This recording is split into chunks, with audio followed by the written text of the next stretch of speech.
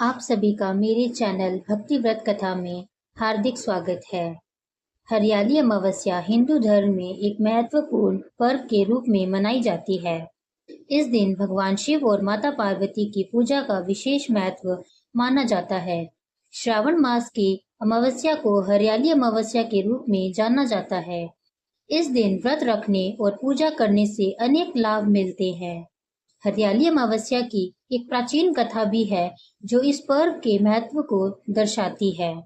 आइए आपको इस कथा का श्रवण करवाते हैं। बहुत समय पहले की बात है। एक प्रतापी राजा का शासन था जिनका एक बेटा और बहू थी। एक दिन बहू ने चोरी छुपे मिठाई खा ली और दोष चूहे पर मढ़ दिया। चूहा इस आरोप से बेहद क्रोधित हुआ और उसने बदला लेने की ठान ली। एक दिन जब राजा के यहाँ कुछ मेहमान आए हुए थे और राजा के कमरे में सो रहे थे, तो चूहे ने रानी की साड़ी चुपके से वहां रख दी। सुबह जब मेहमानों की नींद खुली और उन्होंने रानी की साड़ी देखी, तो सभी हैरान रह गए। राजा को जब इस बात का पता चला, तो उन्होंने अपनी बहू को महल से निकाल दिया।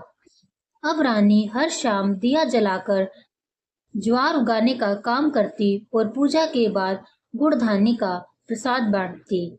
एक दिन राजा उसी रास्ते से गुजरे और उन्होंने उन दियों की रोशनी देखी।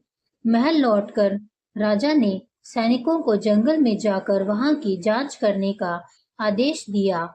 सैनिक जब उस पीपल के पेड़ के नीचे पहुंचे, तो उन्होंने देखा कि दिए आपस में बात कर रहे थे, अपनी अपनी कहानियां साझा कर रहे थे। एक शांत से दिए से सभी ने उसकी कहानी पूछी। उस दिए ने बताया कि वह रानी का दिया है और उसने सारी घटना विस्तार से सुनाई।